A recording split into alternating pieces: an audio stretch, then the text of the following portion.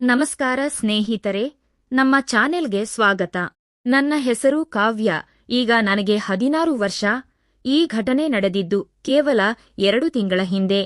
ಆ ಸಮಯದಲ್ಲಿ ನಮ್ಮ ಮನೆಯಲ್ಲಿ ಸಂಭ್ರಮದ ವಾತಾವರಣವಿತ್ತು. ನನ್ನ ಅಣ್ಣನ ಮದುವೆಗೆ ಕೇವಲ 20 ದಿನಗಳಷ್ಟೇ ಬಾಕಿ ಇತ್ತು. ಆದರೆ ಆ ಸಂಭ್ರಮದ ನಡುವೆ ನಡೆದ ಒಂದು ಕಹಿ ಘಟನೆ ನನ್ನ ಜೀವನವನ್ನೇ ಬದಲಿಸಿತು. ಇದು ಕೇವಲ ನನ್ನ ಕಥೆಯಲ್ಲ, ಇಂದಿನ ಸಮಾಜದಲ್ಲಿ ಹೆಣ್ಣುಮಕ್ಕಳು ಎದುರಿಸುತ್ತಿರುವ ಅಪಾಯದ ಮುನ್ಸೂಚನೆ. ಯಾವುದಾದ್ರೂ ವ್ಯವಹಾರ ಕೈ ಹಾಕೋದಾಗ್ಲಿ ಎಲ್ಲಾನು ನೋಡ್ತಿದ್ವಿ, ಬಟ್ ಯಾವುದೂ ಮುಂದುವರಿತಿರ್ಲಿಲ್ಲ. ಎಲ್ಲ ಅಲ್ಲಿಗೆ ಸ್ಟಾಪ್ ಆಗೋದು, ಎಲ್ಲ ನೋಡಿ ಸುಮ್ಮನಾಗ್ತಿದ್ವಿ. ಕಂಟಿನ್ಯೂಸ್ ಆಗಿ ಒಂದು ಒಳ್ಳೇದಾಗಿರೋದು ಅಂದ್ರೆ ಇಲ್ಲಿಗೆ ಬಂದ್ಮೇಲೆ. ನಾನು ಏನೇ ಕೇಳೋಕ್ಕಿಂತ ಮೊದಲು ಇಲ್ಲಿಗೆ ಬಂದಾಗಿಂದ ದೇವ್ರು ನಾನು ಕೇಳೋಕ್ಕಿಂತ ಮೊದಲೇ ಎಲ್ಲ ಕೊಟ್ಟಿದ್ದಾರೆ. ಫೇಸ್ಬುಕ್ಕಲ್ಲಿ ನೋಡಿದೆ, ಬಂದೆ. ಅವಾಗಿಂತ ಈಗ ಹೆಲ್ತು ಎಷ್ಟೋ ಇಂಪ್ರೂವ್ ಆಗಿದೆ, ಪ್ರಾಬ್ಲಮ್ ಏನಿಲ್ಲ. ಈಗ ನಂಬ್ಕೊಂಡು ಬಂದಿರೋರ್ನಂತೂ ಕೈ ಬಿಡಲ್ಲ ಅನ್ನೋದು ನನಗೂ ಒಂದು ನಂಬಿಕೆ ಇದೆ. ನಿಮ್ಮ ನಂಬಿಕೆಗೆ ಇಲ್ಲಿ ಮೋಸವಿಲ್ಲ. ನೀವು ಪ್ರೀತಿಯಲ್ಲಿ ನಂಬಿ ಮೋಸ ಹೋಗಿದ್ದರೆ, ಇಷ್ಟಪಟ್ಟವರು ನೆಮ್ಮದಿಯಾಗಲು ಸ್ತ್ರೀ ವಶೀಕರಣ, ಡೈವರ್ಸ್ ಪ್ರಾಬ್ಲಮ್, ಮದುವೆ, ಆರೋಗ್ಯ, ಸಂತಾನ, ಮಾಟಮಂತ್ರ ನಿವಾರಣೆ, ನಿಮ್ಮ ಜೀವನದ ಯಾವುದೇ ಗುಪ್ತ ಕಠಿಣ ಸಮಸ್ಯೆಗಳಿಗೆ ಎಷ್ಟೋ ಸಾವಿರಾರು ಕುಟುಂಬಗಳಿಗೆ ಪರಿಹಾರವನ್ನು ಮಾಡಿಕೊಟ್ಟಿರುತ್ತಾರೆ. ಗುರುಗಳಿಗೆ ಹಿಂದೆ ಕರೆ ಮಾಡಿ. Mobile number 9611642526. ಅಣ್ಣನ ಮದುವೆ ಕೆಲಸಗಳಿಗಾಗಿ ಅಮ್ಮ ತಮ್ಮ ದೂರದ ಸಂಬಂಧದ ಸೋದರಮಾವ ಸುರೇಶ್ ಅವರನ್ನು ಮನೆಗೆ ಕರೆಸಿದ್ದರು. ಸುರೇಶ್ ಮಾವನಿಗೆ 33 ವರ್ಷ ವಯಸ್ಸಾದರೂ ಇನ್ನೂ ಮದುವೆಯಾಗಿರಲಿಲ್ಲ. ನಾನು ಅವರನ್ನು ಮೊದಲ ಬಾರಿಗೆ ನೋಡುತ್ತಿದ್ದೆ. ಅವರು ಮನೆಗೆ ಬಂದಾಗ ಅಮ್ಮ ಅವರಿಗೆ ಫ್ರೆಶ್ ಆಗಲು ನನ್ನ ರೂಮನ್ನೇ ತೋರಿಸಿದರು. ನಾನು ರೂಮಿನಲ್ಲಿ ಪರೀಕ್ಷೆಗಾಗಿ ಓದುತ್ತಿದ್ದೆ. ಮಾವ ಒಳಗೆ ಬಂದು ನನ್ನ ಹತ್ತಿರ ಕುಳಿತರು. ಕಾವ್ಯ, ನೀನು ತುಂಬಾ ದೊಡ್ಡವಳಾಗಿದ್ದೀಯಾ ಅಮ್ಮ, ಚಿಕ್ಕವಳಿದ್ದಾಗ ನೋಡಿದ್ದು ಎನ್ನುತ್ತಾ ನನ್ನ ಭುಜದ ಮೇಲೆ ಕೈ ಹಾಕಿ ಸವರುತ್ತಾ ಕುಳಿತರು. ಅವರ ಮಾತು ಮತ್ತು ಸ್ಪರ್ಶದಲ್ಲಿ ಏನೋ ಅಸಹಜತೆ ಇತ್ತು. ಅವರ ನೋಟ ನನಗೆ ಇಷ್ಟವಾಗಲಿಲ್ಲ. ನಾನು ತಕ್ಷಣ ಅವರ ಕೈಯನ್ನು ದೂರ ಸರಿಸಿ ಅಲ್ಲಿಂದ ಎದ್ದು ಬಂದೆ. ಮನೆಯಲ್ಲಿ ನಾನು ಎಲ್ಲರಿಗಿಂತ ಚಿಕ್ಕವಳು, ಎಲ್ಲರ ಪ್ರೀತಿಯ ಮಗಳು. ಹಾಗಾಗಿ ಮಾವ ಪ್ರೀತಿಯಿಂದ ಹಾಗೆ ಮಾಡಿರಬಹುದು ಎಂದು ನಾನೇ ಸಮಾಧಾನ ಮಾಡಿಕೊಂಡೆ. ಅಣ್ಣ ಮದುವೆ ಕೆಲಸದಲ್ಲಿ ಬ್ಯುಸಿಯಾಗಿದ್ದರಿಂದ ಅಪ್ಪ ನನ್ನನ್ನು ಶಾಲೆಗೆ ಬಿಡುತ್ತಿದ್ದರು.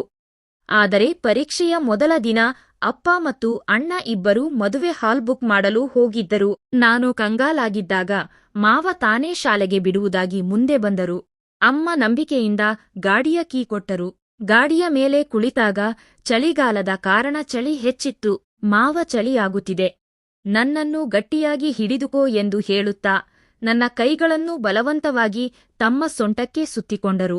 ಅವರು ಪದೇ ಪದೇ ಜೋರಾಗಿ ಬ್ರೇಕ್ ಹಾಕುತ್ತಿದ್ದರು. ಆಗ ನಾನು ಅವರ ಮೇಲೆ ಬೀಳುತ್ತಿದ್ದೆ.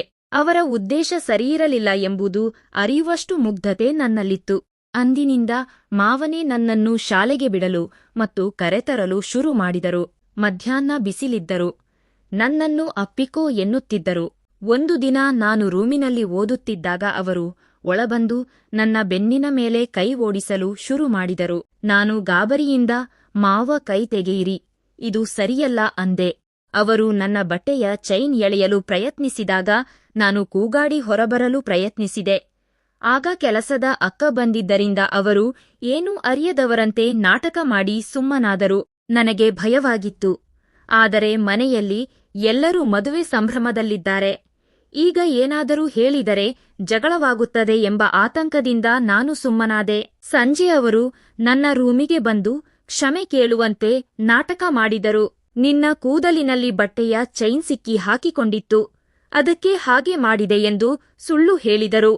ಅಷ್ಟೇ ಅಲ್ಲದೆ ಮನೆಯಲ್ಲಿ ಎಲ್ಲರೂ ನಿನ್ನ ಅಣ್ಣನಿಗೆ ಬೆಲೆ ಕೊಡುತ್ತಾರೆ, ನಿನ್ನನ್ನು ಯಾರೂ ಕೇರ್ ಮಾಡಲ್ಲ, ನಾನು ಮಾತ್ರ ನಿನ್ನ ಬಗ್ಗೆ ಕಾಳಜಿ ವಹಿಸುತ್ತೇನೆ ಎಂದು ಹೇಳಿ ನನ್ನ ಮನಸ್ಸನ್ನು ಪೋಷಕರ ವಿರುದ್ಧ ಎತ್ತಿಕಟ್ಟಲು ಶುರು ಮಾಡಿದರು.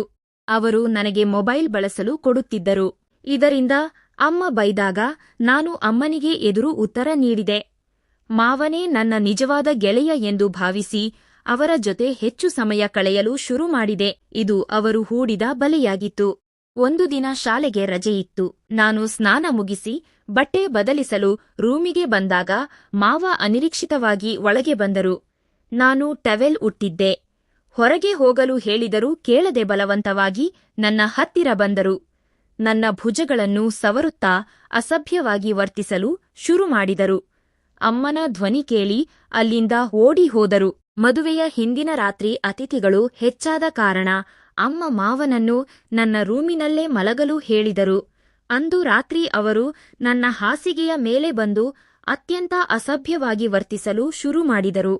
ನನ್ನನ್ನು ತಬ್ಬಿಕೊಂಡು ನನ್ನ ಇಷ್ಟಕ್ಕೆ ವಿರುದ್ಧವಾಗಿ ನನ್ನ ಮೈಮೇಲೆ ಕೈ ಓಡಿಸಿ ನೋವುಂಟು ಮಾಡಿದರು.